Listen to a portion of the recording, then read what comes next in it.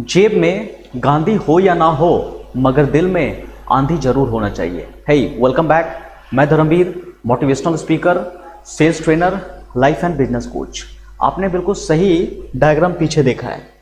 Income, आप अपने income को कैसे डिस्ट्रीब्यूट करोगे? जो भी पैसा आपके पास आता है ना, उसको कैसे मैनेज करना है, ये सक्सेसफुल पर्सन की मैं रेसिपी बता रहा हूँ, उसकी स्ट्रैटेजी बता रहा हूँ कि वो लोग अमीर कैसे हुए। ऐसा नहीं कि उसके माँ बाप ने बहुत बड़ी संपत्ति छोड़ के चली गई थी, नहीं, वो लोग एकदम जीरो से हीरो बने। जीरो से हीरो बने हैं। 0 रुपया था, या कह सकते हो कुछ हजार रुपया था उनके पास, और कई करोड़ की कंपनी उन्होंने बना दिया। देखिए कैसे। सबसे पहले जो भी आपके पास पैसा आता है, जो भी आपके पास इनकम आता है, उसका 50% आप खर्च के लिए निकाल लीजिए, एक्सपेंडिचर के लिए निकाल लीजिए, खर्च के लिए आपको निकाल लेना है। और 10%, उस इनकम का 10% आपको सेविंग करनी है। मान लो कि अगर आपके पास 1000 रुपीज ही इनकम हुआ, 1000 रुपीज मान लीजिए आपके पास आया, ठीक है, आया, उसका 50% मतलब 500 रुपया आप क्या करो, खर्च के लिए निकालो। 500 रुपया में ही आपको मैनेज करना है। उसका 10%, फिर 1000 का 10% मतलब 100 रुपीज। 100 रुपया आपको सेविंग करना है, 100 रुपया इन्वेस्टमेंट करना है, 100 रुपया टूर में डालना है, टूर ये भी जरूरी है, टूर इंटरटेनमेंट, और 100 रुपया एजुकेशन में डालना है, और 100 रुपया आपको डोनेट कर देंगे। 10% आप इस तरह से डिस्ट्रीब्यूट कर लोगे।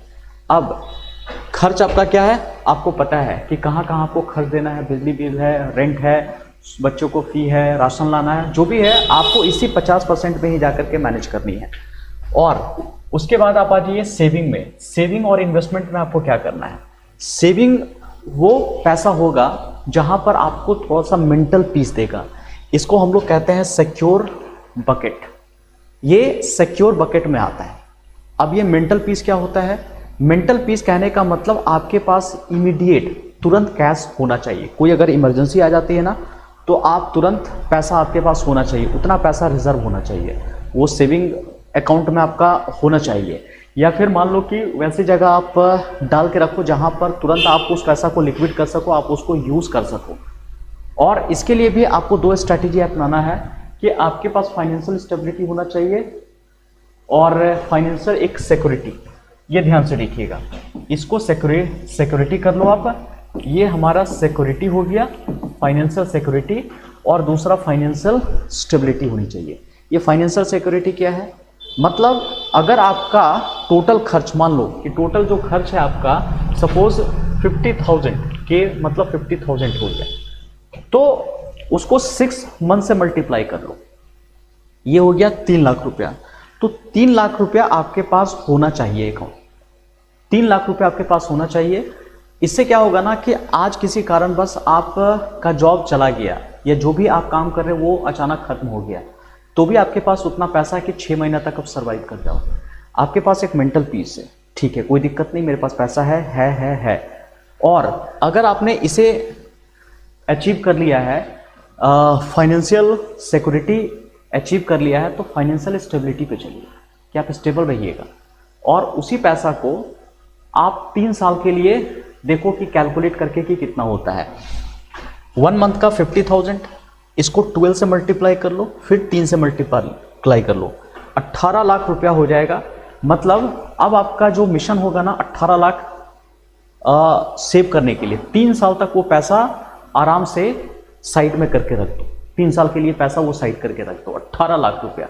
अब ये आपका कुछ भी हो सकता है, मैं कोई जरूरी नहीं कि 50 के ही बोला कि 50,000 ही आपकी इनकम होगी, या मान लो कि आप बचाते हो, तो मतलब बचाता कहने का मतलब खर्च आपका होगा, जो भी आपका खर्च है, आपका हो सकता है 10,000 में चल जाता हो गुजारा, आपका हो सकता है 60,000 में चल जाता है, हो सकता है कि आपका 1 लाख होता होगा, तो आप उससे मल्टीप्लाई करके आप अपना निकाल लो, उतने से मल्टीप्लाई कर लो। पहले तो इसे अचीव करना है, और साथ ही साथ अब आपको क्या करना है, इन्वेस्टमेंट पे भी दिमाग लगाना है। 10% आपको पैसा इन्वेस्टमेंट में डालना है। जितना भी आपकी इनकम है, 10% जो भी होता है, 100 रुपया, 200 रुपया, 500 रुपया, लाख रुपया, करोड़ रुपया, जो भी आपका आता है, उसको इन्वेस्टमेंट में आ जाइए।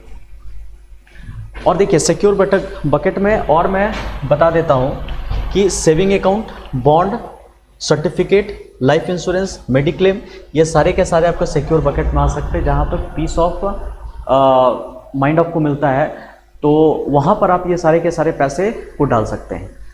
और उसके बाद इन्वेस्टमेंट में आ जाइए कि जहाँ पर स्टॉक, जो कि आपको पैसा कहाँ इन्वेस्ट करना है कि ये जो भी पैसा आपके पास आता है उसको भी आप क्या कर लो ना, ये 5 पार्ट में डिस्ट्रीब्यूट कर लो। जो भी पैसा इन्वेस्टमेंट, अब ये इन्वेस्टमेंट क्या होगा कि जो भी पैसा आप डालोगे ना, ये आपका ग्रो करेगा। ग्रो करने का मतलब ये पैसा ही आपको पैसा और कमा करके देगा। तो उसके लिए आप क्या करना है कि जो भी पैसा, मान लो कि आपके पास यहाँ पर ऐसा कर लो, सेव अप करके आपके पास 100, यहाँ भी मान लो कि 1000 रुपीज़ बचा हुआ है, ठीक है, 1000, ऊपर का कैलकुलेशन कुछ और होगा, ठीक है। सपोज 1000 रुपीज़ आपको इन्वेस्ट करनी है, तो 1000 रुपीज़ एक जगह मत इन्वेस्ट कर दो। कहते हैं ना कि सारे अंडे एक ही बास्केट में नहीं रखना चाहिए। आप 1000 का 1000 रुपीज़ एक जगह मत इन्वेस्ट करो, क्योंकि बहुत लोग यही गलती करते हैं। एक बार एक आदमी ने क्या किया कि जितना उसके पास पैसा था एप्पल कंपनी का स्टॉक खरीद लिया। अब सबको पता है कि ये पूरे वर्ल्ड का एक बेस्ट ब्रांड है, लेकिन पता चला उसकी भी शेयर प्राइस गिर गई, तो उसका सारा का सारा पैसा डूब गया। तो ये अप एंड डाउन हो सकता है। तो इसलिए आपको क्या करना है कि जो भी पैसा आपके पास है उसका 30% सिर्फ स्टॉक में डालो, ठीक है, सिर्फ 30%। ऐसा नहीं कि सर 50-50 कर दिया, नहीं, ऐसा नहीं कि 50% स्टॉक में डाल दिया, 50% बॉन्ड में डाल दिया, नहीं। जहाँ पे रिस्क ज़्यादा है वहाँ पे कम पैसा डालो, रिस्क जहाँ पे कम है वहाँ पे ज़्यादा पैसा डालो। तो ये जो स्टॉक का रिस्क 3 गुना ज़्यादा होता है बॉन्ड के कंपेयर में, तो आप स्टॉक में डाल दो 30%, और वो भी कैसा स्टॉक, S&P फंड में या इंडेक्स फंड में डाल दो। इसके बारे में और डिटेल में आप पढ़ लीजिएगा, या अगर आप चाहते हैं कि मैं इसमें डिटेल में वीडियो बनाऊं तो कमेंट बॉक्स में ज़रूर बताइएगा। अगर आपको नॉलेज है तो अच्छी बात है, नहीं है तो मुझे बताइएगा, मैं डिटेल में इसके बारे में बता दूंगा कि क्या होता है ये।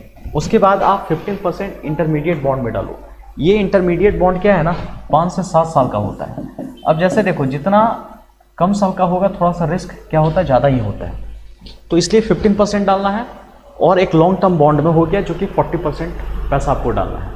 आप इसमें सिर्फ 30% डाल रहे हो, इसमें मिला करके 55% डाल रहे हो, दोनों मिलाकर। और इसमें भी क्या है, 5 से 7 साल के लिए होता है, ये 15 से 20 साल तक के लिए होता है, ठीक है, 40%। और फिर जो 15% पैसा बचा, 7.5% गोल्ड में डाल दो, 7.5% कमोडिटी, ऑयल खरीद लो आप, ठीक है, कमोडिटी में आप डाल दो। तो इस तरह से आपका पोर्टफोलियो पूरी तरह से बैलेंस हो जाएगा। तो कहीं किसी में अगर लॉस होता है ना, तो दूसरे में जाकर के आप मैनेज कर सकते हो, वहां से कुछ पैसा आपका ग्रो कर जाता है।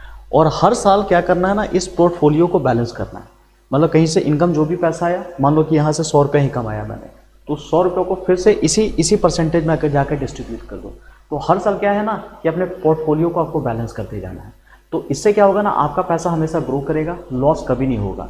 ये जो प्रिंसिपल बताया है रेडालियो ने, इसको ऑल सीजन स्ट्रैटेजी कहते हैं। पूरे साल तक इस स्ट्रैटेजी पे आप काम कर सकते हैं। और ट्राई कीजिएगा कि वैसे जगह इन्वेस्टमेंट कीजिएगा जहाँ पे कंपाउंडिंग पैसा आपको मिलता है, जैसे PPF अकाउंट। तो वहाँ पर अगर डालते हो तो वहाँ पर आपको क्या होता है, थोड़ा सी कंपाउंडिंग। और भी अगर आप जानना चाहते हैं तो मैं बता दूंगा कि कहाँ कहाँ कंपाउंडिंग पैसा आपका बढ़ता है, मतलब इंटरेस्ट आपको मिलता है। तो वो सब जब लॉन्ग टर्म पे आप इन्वेस्ट करोगे ना, तो पैसा आपका ज़्यादा ग्रो कर जाएगा। तो उम्मीद करता हूँ कि ये छोटा सा इन्फॉर्मेशन आपको मदद किया होगा। और अगला वीडियो कौन से टॉपिक पे चाहिए कमेंट बॉक्स में ज़रूर लिखिए। मुझे आपके कमेंट का ही, आपके क्वेश्चन का ही मुझे कंटेंट बनाना है। मैं अपनी मर्ज़ी से कंटेंट नहीं बनाता हूँ। तो प्लीज़ अपना कंटेंट ज़रूर रखिए, अपनी बातें ज़रूर रखिए, ताकि मुझे भी पता चलेगा। और लाइक ज़रूर कीजिए, इससे मुझे पता चलता है कि इस तरह के वीडियो और आपको चाहिए। और शेयर ज़रूर कीजिए, बिकॉज शेयरिंग इज़ केयरिंग। और सब्सक्राइब जरूर कर लीजिएगा, ताकि जो भी अगला वीडियो आए, लेटेस्ट वीडियो आए, सबसे पहले आपके तक मैं पहुंचा पाऊँ। आप मेरे परिवार हो और मुझे अपने परिवार को बढ़ाने का पूरा हक है। चलिए अगला वीडियो में मिलते हैं। Bye, take care.